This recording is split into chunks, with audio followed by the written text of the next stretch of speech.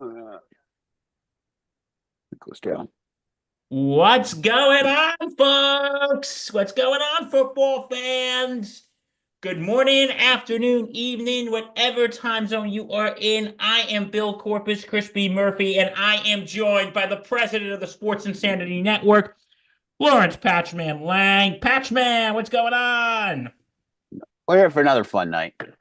Yeah, so welcome to Thursday Night Gridiron. We're here tonight. We got Danny Boy Reg is going to be on his way very, very soon. Hopefully. And God, hopefully he is. And yeah, it's our last show before Christmas. Merry Chrysler. Mariah Carey and Happy New Year. Merry Chrysler. So anyway, we got a nice wholesome game of football to talk about today, don't we? Yeah, a team that's been red hot and a team that needs to find its charge again. Yes, so we got the Denver Broncos versus the Los Angeles Chargers of San Diego. Shout out Mike Rifkin. Yes, and shout out to Anchorman. And also, I decided to get in the festive spirit tonight. I'm wearing my Santa hat. I'm in a festive bowling shirt, so And Patch G says I'm easily amused. Isn't that right? yeah, it's usually amused because you're always playing with your little dingleberry on the end of your Santa hat. So if you see Bill fluttering his little dingleberry throughout the show, you know that Bill is Up, up, up. just This is a G-rated show. Oh, G-rated. What am I saying? wait, G, it's PG-13 dingleberry. Your dingleberry on your hat. Yeah, it's like when I told Patch. It's like having a cat toy on your head. You just want Bill, to Bill, slap the Bill, ball around. Bill's being a putty cat right I'm now. a very intelligent putty cat. I did see a putty cat. Go on, Bill. I did see a putty cat. Anyway, so we're going to be talking about tonight's game between the Denver Broncos and the Los Angeles Chargers of San Diego. All right, let us begin with the Denver Broncos. They've won four in a row. They're 9-5 in the AFC West. What do you think is more likely to happen? Is Sean Payton going to win Coach of the Year, or is Bo Nix going to win Offensive Rookie of the Year? What's more likely to happen? Sean Payton's gonna probably be coach of the year. You know, my rookie of the year, rookie offensive player of the year is still gonna be Jaden Daniels. No, no offense to Mr. Nick or Mr. Williams out in Chicago, but Jaden Daniels has proven, being the second quarterback taken that he had a little chip on his shoulder, maybe proving that maybe he should have been number one that went. But Sean Payton's going to be coach of the year. If not, it's going to be Mike Tolman out of Pittsburgh. I think it's going to be. I think it's going to be either Sean Payton, Dan Campbell, Dan Quinn, or Mike Tomlin. Like I would have said, if you asked me a couple weeks ago, I would have said Dan Quinn, but Washington's been kind of fluttering a little bit, you know. So Yeah. I think it's gonna be. I think it's honestly gonna be Dan Campbell or Dan Quinn. But I wouldn't rule out Sean Payton. A couple weeks ago, this team was 5-5. This team was 5-5. They've won four in a row. They're 9-5. They're in striking position to make the playoffs. So I would not count out Sean Payton to be coach of the year right now. I mean, if they win today, they're in the playoffs. They clinch a playoff spot, I believe. I think they do. Hold on, people. The internet exists. Yeah, well, I believe so. I could be wrong. I think ESPN was talking about it today. So, then again, I could be wrong, Every now You've and then been the wrong patch fans before, are. people. Sometimes I'm wrong. Not all the time, but And if sometimes he's I wrong, am. and if he's not, and if he's wrong, he'll just admit it. That's He'll right. just admit it. As people know me, I do admit to my mistakes and I own them. When I am right, wrong, or whatever in the universe, there goes my phone. Happens. And Danny Boy Reginald is here. OG3 is here. Hey, the gang is back together. Howdy. Hey, what's up, buddy? Um, Not much, dude. Hey, the OG3 are here. Yes, sir. The Danny Glad to, Boy. glad to OG3. join the true OG of this brand. Because let's be real, I joined late. These two, We And can go what a super. better time for this to happen. yeah, It's the holiday gift of the network. yeah. This But is your anyway, holiday gift, people, and there's no return. There's no By, return. by the way, the patch man, another big time 300. That's right. Let's all congratulate Patch on another Oh, 300. that's why my name today is Lawrence Patchman Lang, 16-time 300 bowler. And you know what? Shout out Ric Flair. Woo. Yeah. So we congratulate you, my good friend. And also, special shout out, an old friend of ours is watching tonight. Our good friend Vinny Levine is watching. Hello, Vinny. Vinny! Come on the show, man. Come on, you're always welcome. But I'm not playing with my Santa hat. Anyway. It's going to be a counter one day when maybe next season we'll have a counter where how many times Bills just flutters the hat. Yeah, because and we'll have little dings go off. And Patchy just says I'm easily entertained. Yes, but back to football. As Bill researches the question that we're trying to figure out, they're in. I just got it. When they're in, okay. Okay, if they win tonight, they're in. And also, or if they tie tonight, but how often do ties happen? I mean, ties happen more regularly now than before, but if they lose, they would need the Dolphins, Bengals, and Colts to either lose or tie. Well, the way the Bengals have been playing, that could be an L. The Colts, yeah, that can be another loss, and Miami, you never know. As long as Tua protects himself. This playoff scenario is for who? Broncos. Denver. Win your game. Win. They should win tonight. So, anyway, Reg, before we go on, what do you think is more likely to happen? Sean Payton to win Coach of the Year or Bo Nix to win Rookie of the Year? The latter. So, you think Bo Nix is going to win Rookie of the Year? I'm not saying that. You're asking which more likely to happen. So you think that's more likely? Yes. What about Jaden Daniels? I think he's front runner. So me and Danny Boy always agree. 98% of the time. And look, this is not DC bias or anything. I don't know it is has had a better season than Jaden Daniels.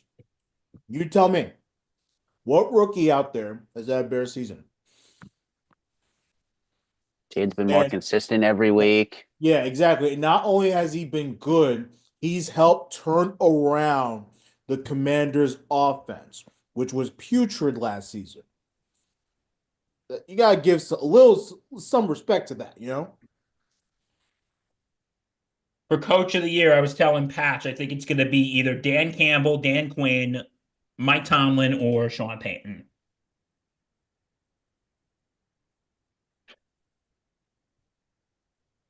Campbell or Tomlin. Okay, I think that's fair. All right.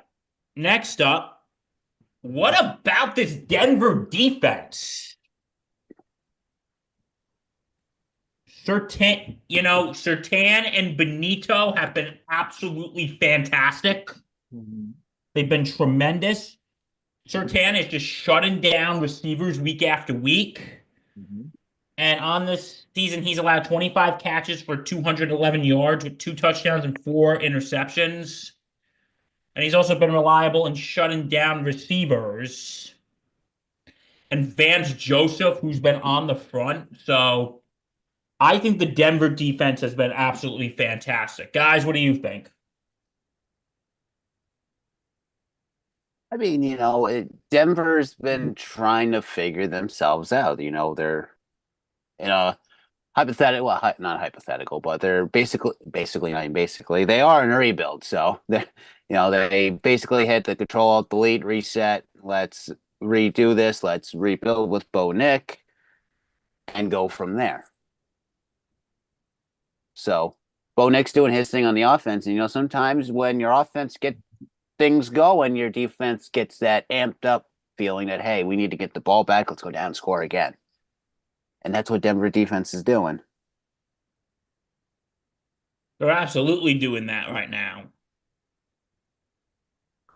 They're absolutely doing that right now. Yeah, And like I said, Surtan, Joseph, and Benito have been awesome. I'm sorry, Reg. Go on. fine. Yeah, man. Broncos secondary has really grown all season. They've gotten better all season. The secondary's always been good, but they're on a different level now. And then you got this defensive line that has also done a pretty good job at getting to the quarterback and really making big time stars like Patrick Mahomes look stupid on the field. Can we just flat out say that? That the Broncos have actually done a good job against big time teams across the league this season, especially in their own division. Excuse me. Like part of that is just pass rush's been good, secondary's been good, defensive line's been good. And they're able to get to the quarterback and not allow so many rushing yards. The passing, there's a lot of pass breakups. Done a really good, nice job all season on that. And like I said, a good coaching staff assembled by Sean Payton. We go back to coaching. Oh, absolutely. So this is a defense you do not want to mess with right now. You don't, and they don't waver too. They They don't. don't give up. They don't. Pat, you say what you need to say about the Denver defense, right? Yeah. Yeah, so this is a defense that is lethal, and they really improved over this season. Like there were players a couple weeks ago that weren't even in the top five. Only one was in the top 10. Now two of them are both in the top or now in the top five. So this is a team that's scary, bro. All right. Can they win a playoff game? I mean, if anything is shown in the past with, uprising stars in the league, anything's possible. Tim Tebow proved that. One throw in overtime and it was over for the Steelers. Yeah, I if think it they was were to, I think it was the Steelers.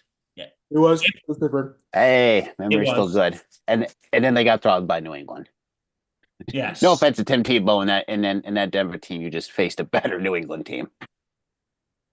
yeah. But Here's the thing, gentlemen. Here's the thing. Um,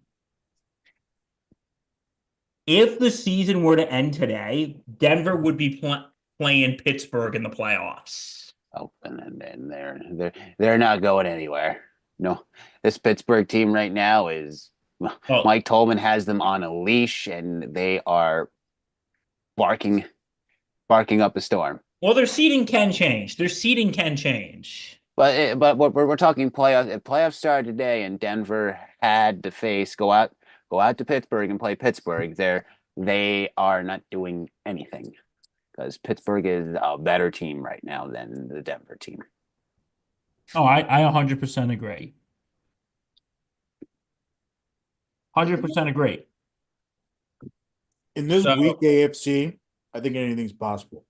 And oh, facing the Steelers, it's going to be tough because just like the Broncos, they also have a very good defense. Now, the difference, obviously, is that, is the offensive side. You have an experienced Russell Wilson. Hasn't been great of late, but still makes plays, right? While you have Bo Nix, who's still fairly young and getting better as the weeks go. So if that is the playoff matchup, we don't know yet. But if that is the playoff matchup, that's gonna be tough. Experience versus a very young Broncos team that's still trying to make. Well, so if you're looking But at Bo Nick, right, and then looking at Bo Nick, he's just under 3,000 yards passing, just 11 interceptions on the season, and 20 touchdowns. So he has a respectful, you know, first year that adaptation is in the the playoff. NFL, and that's to do, and also has to do with who his head coach is. So it's not like we look at a Caleb Williams situation where he was under Eberflus, which is a side tangent for a different day, but Eberflus really didn't give anything to Caleb. He had a couple wide receivers, but there was no real coach to grab him by the arm and lead him into the NFL and adapt him. And we just saw Caleb Williams struggle. We saw glimpses here and there, but I'm looking forward to seeing what's going to happen with Caleb in the second year when he gets another new head coach, because we could see a Trevor Lawrence situation where you're under Urban Meyer. We know how that debacle went. Oh, it was fantastic. Oh, as a fan. And then, reset button. Lawrence gets a new coach, and Trevor Lawrence is doing great. Not great now, but he's doing in what he had in the beginning. Oh, I agree. No, I agree. So anyway, flipping the ball to the Los Angeles Chargers of San Diego. Has Jim Harbaugh affected Justin Herbert? No, not yeah. I'm going to agree. I think Herbert is still doing very well. Herbert is still doing well. Like anything, sometimes it just takes a little time to get the mesh going. I agree. But you don't think Jim Harbaugh has had any effect on Herbert? I mean, from a if he, coaching standpoint, yeah. I think the Chargers are better coach. That's probably where you're getting it. But Herbert was always a good player. He was a great out of college. I had no issue with him. The issue really isn't the quarterback. The issue with the Chargers was so many other places. Like the team was so good, but yet they had trouble getting over the hump and making the playoffs. And if they did make the playoffs, wasn't much of a playoff run. So it's about getting to that next level. And that's what Harbaugh brought. They're a much better coached team now than they were last year.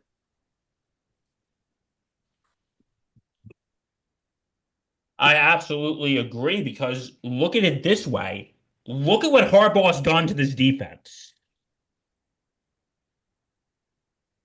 Like they're like the number one scoring defense now. So Harbaugh has really turned this team around. Like, dude, this time last year we were talking about Brandon Staley, that was his name, right?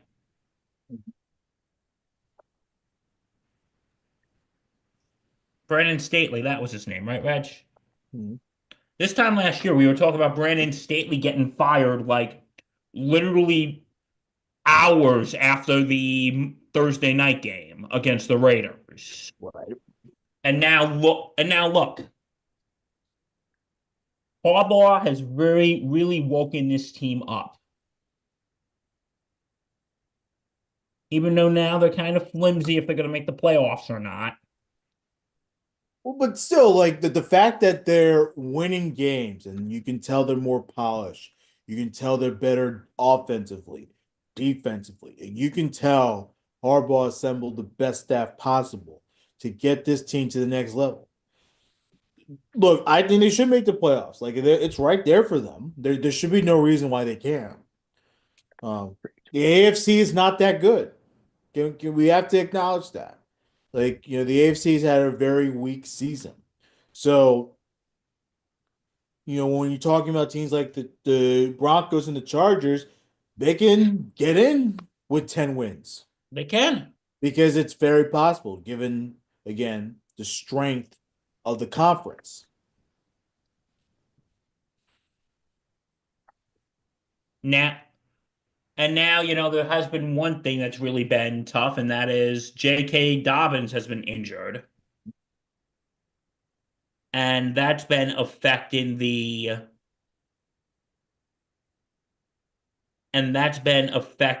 Chargers run game. Yeah. So what do you think the impact is going to be having with Dobbins' injury? It probably just means that, Herbert's going to throw more, you know, and if there's any holes that they could probably, run it, but not as big as if we do have Dobbins. That's probably what it means. They just got to adjust their game plan, and it has been tough. It has been tough for them.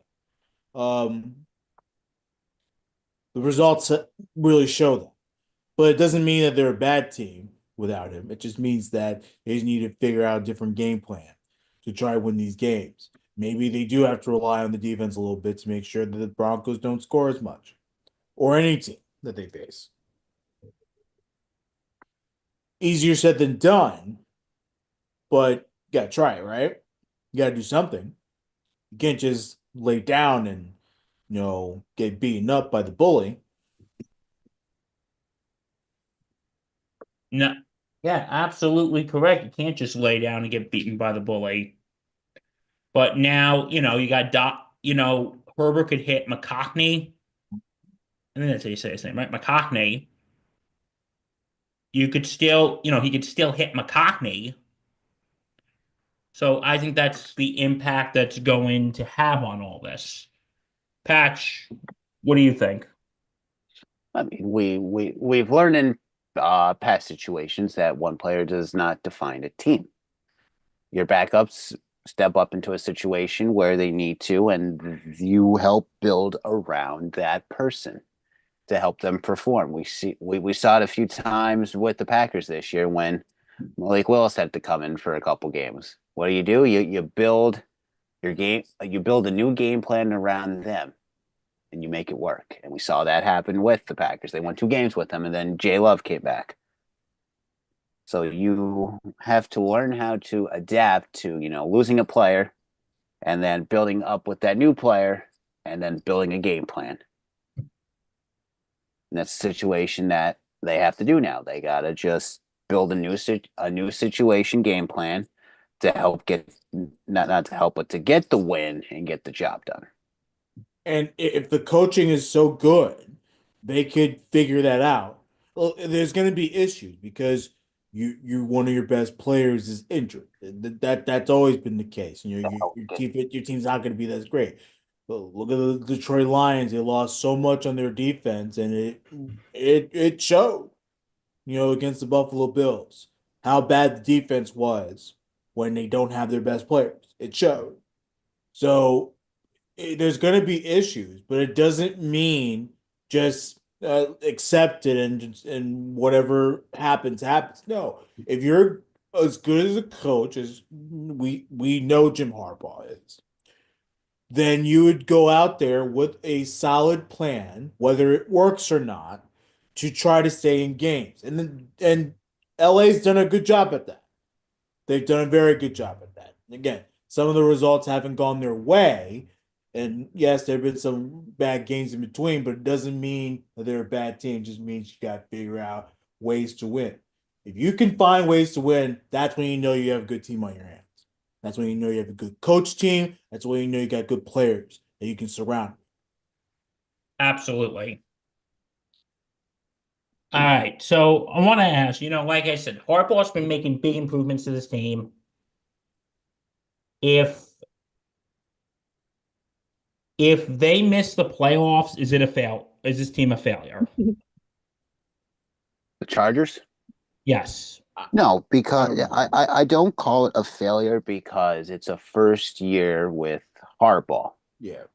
Harbaugh kind of I wouldn't say inherited a bad situation, but he inherited a bad situation. Not a bad situation. He inherited a pile of sour gummy worms. There was a lot of sourness there where it needed to be turned into, a sweet tart where, it's a little sweet, a little sour, a nice little mixture, and not just a big old bowl of sour gummies. He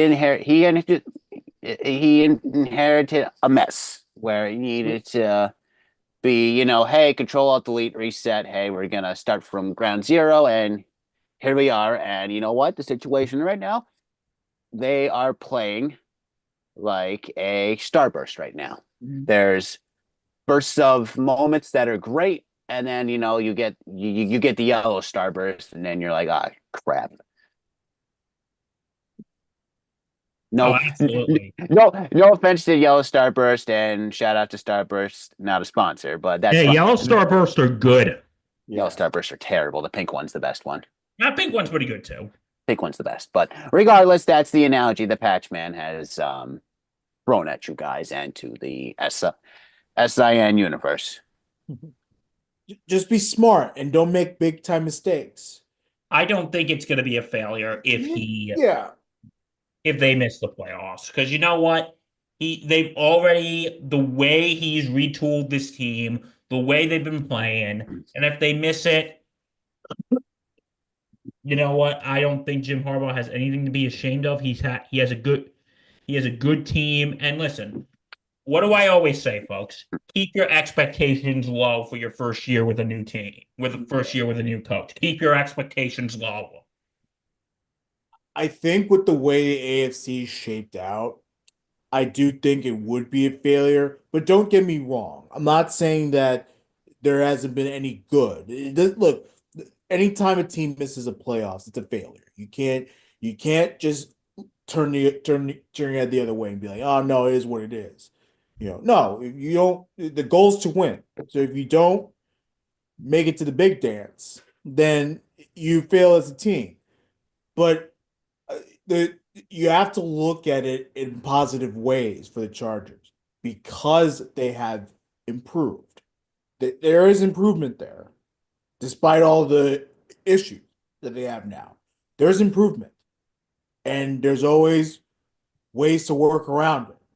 But it would be a failure, especially given, excuse me, the AFC this season. And again, this conference has not been good. We expected the AFC to look at all the star power that they have across the entire conference, AFC. And yet we see the Cincinnati Bengals under 500. They're going to miss the playoffs. We see the Miami Dolphins under 500. They're going to miss the playoffs. CJ Stroud barely won the division in the AFC South. Look at all the star power. All these teams underperforming. So it would be a failure. However, it's not going to be a catastrophic failure like the Jets. The Jets are an absolute disgrace. They're a mess. But I can see what you're saying. it's not going to be a total failure. It's not like you can look at the Chargers, they missed the playoffs. You're going to be disappointed and you're going to figure out what went wrong, but it's not going to be as crazy as it was last year when they're going to buy the coach. So if you look at Harbaugh coaching Herbert and all them, Herbert on the season is just, shy of 3,000 yards, has 16 touchdowns, only 2 interceptions this season. That's great for him. And then McConkey, the wide receiver, has I think 11 touchdowns on the season. No, 5 touchdowns. My apologies. He had a big reception. My bad. Yeah. But he has 5 touchdowns. Quentin Johnson has 8 touchdowns. Dob, as we say, JK has 8 TDs on the season. Like the team is there. It's just, they're hitting roadblocks at the moment to where, they can't, they're not, at the, 8 or 9 wins or even 11 wins. They're sitting 6 and 8 and they're just losing silly games. Yes, absolutely. So, guys, What is your X factors for tonight's game? Looking at Anthony Richardson, Anthony Richardson, is he's on the up and down train, Is he gonna be the next star in Indianapolis for the years to come? No, I meant Or tonight's game. no, Ding. whatever, I don't care. Oh, let's start with Reg. I had the Colts by mistakes on my notes. Defense. I think it's going to be the defense as well. I think they need to pat. I think they need to cover McCockney.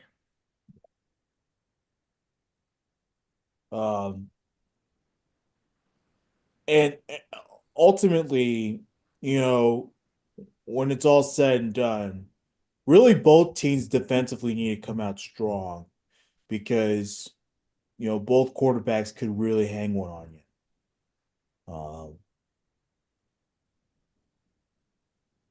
I say both sides. It has to be the defense. That's their strong suit. I think defense for Denver, and I think the Chargers got to hit McCockney tonight. Yeah. All right.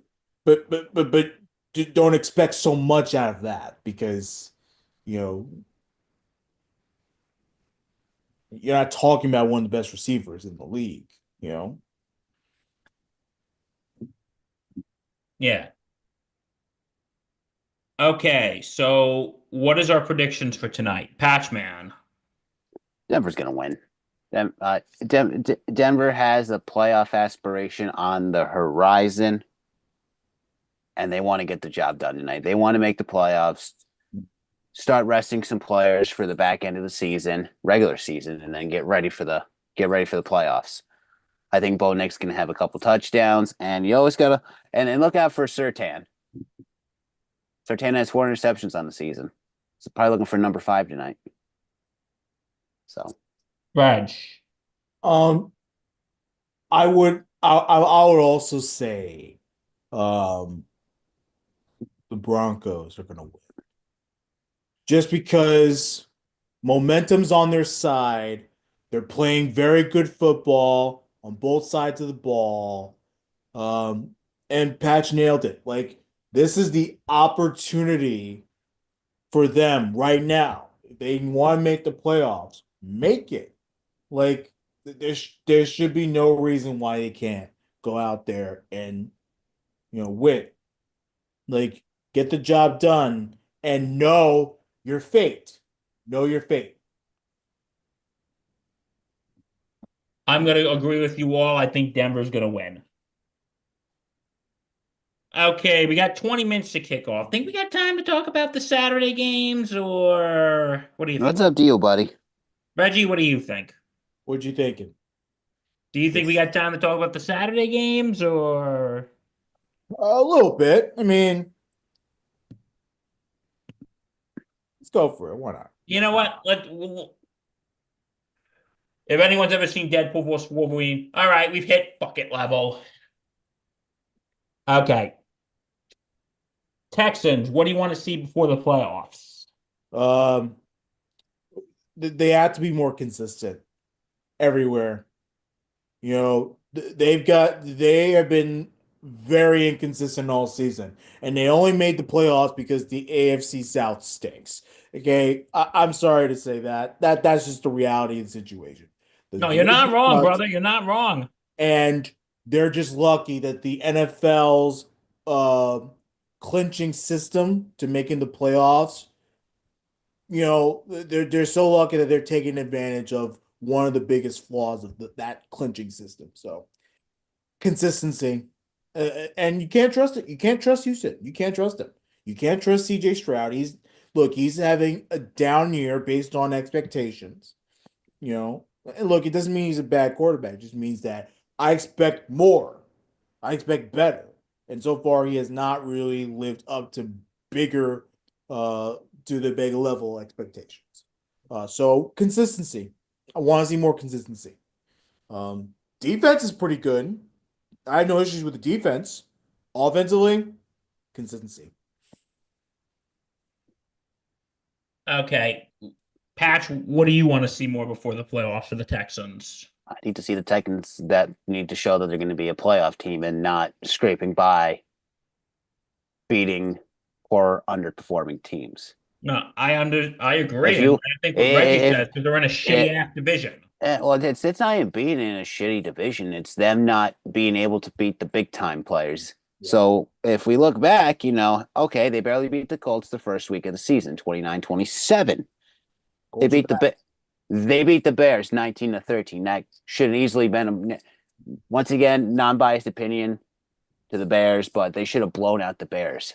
Blown the Bears out of the water, put up 40. The Bears can still put up 13. And then you get routed by the Minnesota Vikings, 34-7. Okay. No, it happens. It happens. No big deal. But early season woes, as we call it. You barely beat the Jaguars 24-20. You beat the Bills. Okay, miracles do happen.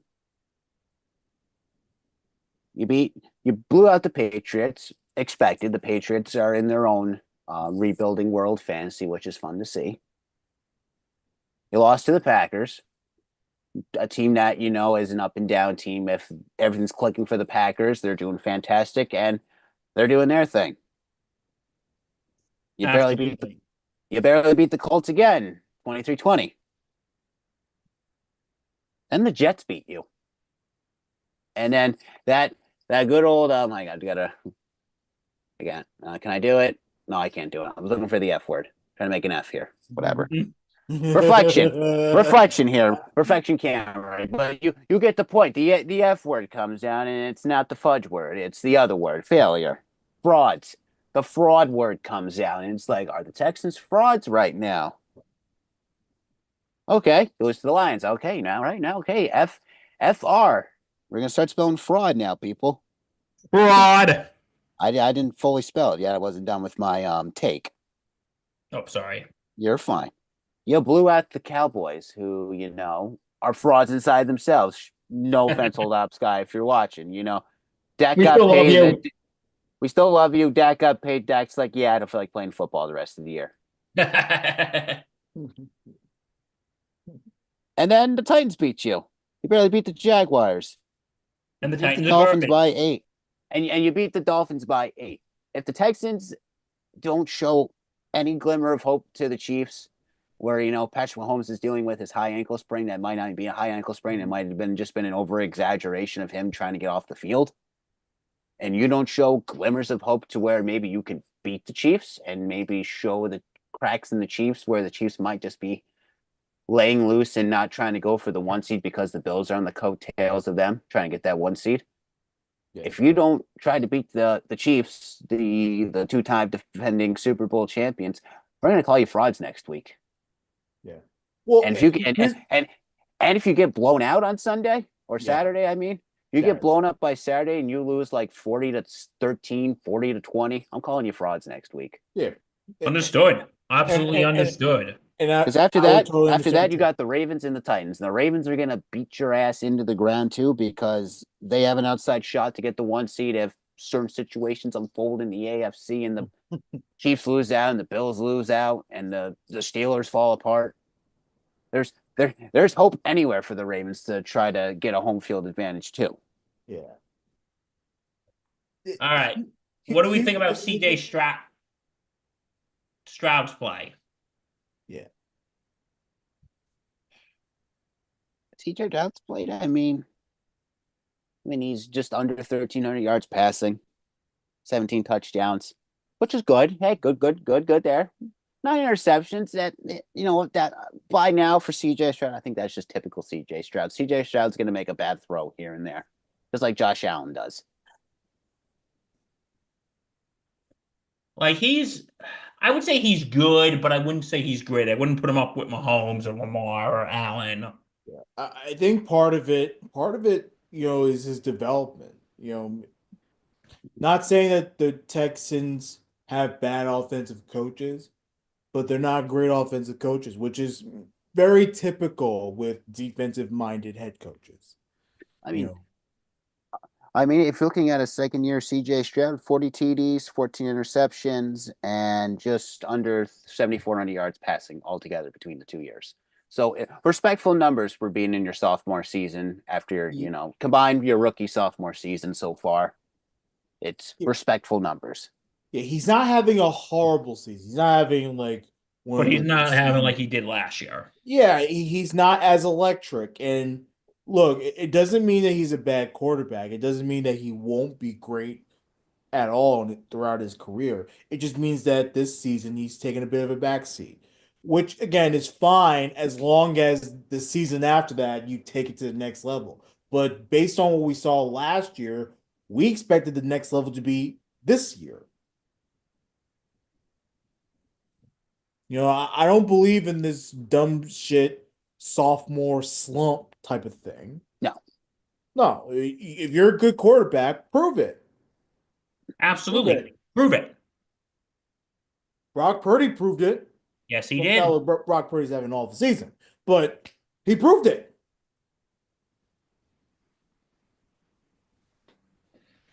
Okay. So flipping the ball to the defending Super Bowl champion Kansas City Chiefs. Would you have Mahomes play this week with his injury?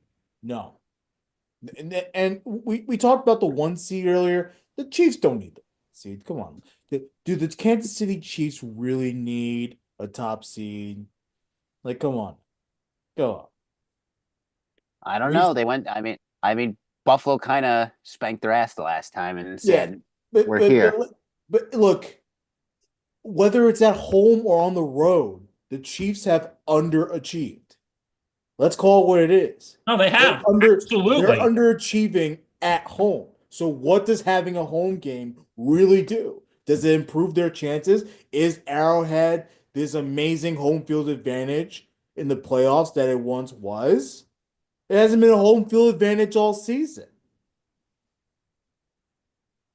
The I Chiefs are can 7-0. I mean, they're 7-0 at home right now. But So but how many of those wins were big time blowout wins? We're used to seeing Kansas City run circles around everyone across the National Football League. We have not seen that this year. No, we haven't. We haven't. We haven't seen that. This team is just not that impressive to watch. I think we're at the point where we're just kind of bored with them. It's if the we same BS offense, if we same look at BS their defense too. here, here we go. Home games. Won 27 to nothing. 27 nothing. 27 to 20 against the Ravens. Won 26-25. Okay, that's 8 points. Okay. Yeah, won by. I do math in my head. You won by 13 against the Saints, which the Saints, Saints suck. you won 26 to 13. Okay, it's the Saints. The Saints are, in a rebuilding phase as well. A lot of teams in rebuilding phases, 13 by the way. points. I mean, that's not nothing crazy. You beat the Bucks by 6, and I think I mean, certain scenarios too help the Chiefs win some of these home games too. We'll put Yeah. it that way. So you You beat the think a Bucks by little 6. you think a You, little payment, I might say other words, but I might get the network canceled if I say some stuff. Some Christmas bonuses we'll go with. Yeah, sure. Yeah, you beat Denver by 2, 16 to 14. Um, okay, we won't. I mean, you were at Buffalo when you lost by 9. Okay, and certain other scenarios too. You almost lose on the road to the Panthers, 30 to 27, but you beat the Panthers. You barely beat the Raiders, 19 to 17. So we're talking 25 points we'll go, because I'm not going to do math right now. But we'll go 30-point team. We'll go 30 points at most. You've won at home altogether. Instead of it being like 60, 65, 55, you're barely winning football games. And it's showing that there's cracks in the system where maybe the Chiefs are just under too much pressure to become the first ever team to three-peat since the Packers did back in the 60s. Where the Packers won, a NFL championship and then won back-to-back Super Bowls. Yes. And that's not me being a Packer fan, acknowledging No, history. it's the reality. It's The reality. is that the Chiefs, they are under pressure. I'm just saying, I just don't know if getting a home field really helps them. Like if they're saving all the energy for the playoffs, maybe going for a 2 seed isn't terrible. And also the And maybe weirdest part is with the Chiefs is Travis Kelce is not playing Travis Kelce football. No, he isn't. No, he's not. Let's be real about that. If you look He's at in his a love story. well, wait, minus his love life, Yeah. 709 yards on the season and 2 touchdowns. His long Boring. being his long being 38 yards, and he's played every game so far, but he's only had 84 receptions on the season. Where at this point we're seeing maybe 115, 120, and he has 7 or 8 touchdowns. He's over 1,000 yards on the season. Travis Kelce might not break 1,000 yards this season. That's true. Yeah. Crazy. So, yeah, I think we just talked about. Are you concerned that they aren't blowing teams out? Yeah, I kind of am. Very. Yeah. But not just blowing them out. The coaching. The coaching has been concerned too. And again, not a slight on Andy Reid and his staff. Some questionable decisions made by the staff this season. And finishing out the Chiefs season, they got once again they're playing the Texans on Saturday. Then they get the Steelers, who are playing fantastic football too at the moment. And then you end the season against Denver.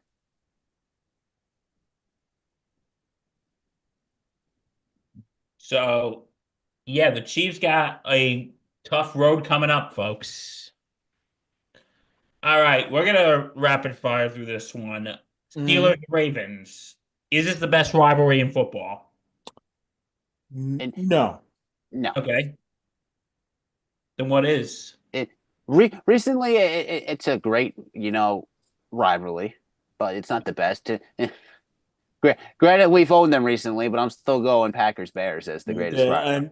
I'm with Pat on that one. It's Packers Bears, man. Yeah, I'm with them. I'm gonna say right now, I think the best rivalry is Chiefs Bills.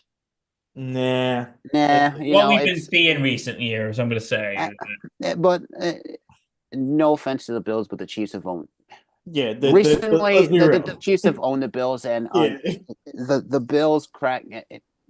I don't want to disrespect my mother's team because my mother's probably listening outside my room right now, and I'm going to probably get the Wi-Fi cut out. But the Bills crack under pressure against the Chiefs. They beat them. They could beat them in the regular season, but once it comes playoff time, whether it's in Arrowhead or up in Snowman Land, they crack under pressure. Yeah, the best game in the playoffs they had was the overtime. Yes, that game was amazing. That was the best game the Bills have ever played against Chiefs in the playoffs. Which has Russell Wilson shown enough that he should be the Steelers quarterback next year? Right now. For right now. Yes, I agree. Get to the playoffs, win a game or two, maybe making an AFC championship, play divisional round matchup or a AFC championship game, and I will gladly say Russell Wilson is back. He's gotten through the Denver Mile High City ride and Broncos country, let's ride tutorial, and he's back to being Russell Wilson. But right now, he's earned it for now. But I'm going to agree for now.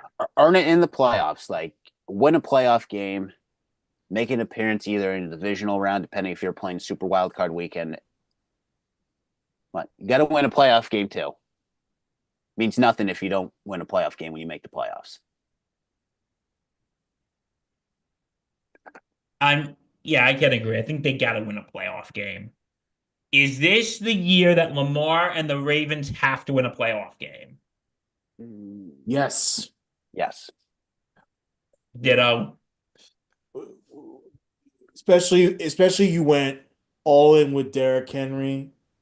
Like, come on now. You can't bring in a big time running back like Henry and not win a playoff game. Like, at that point, what gives?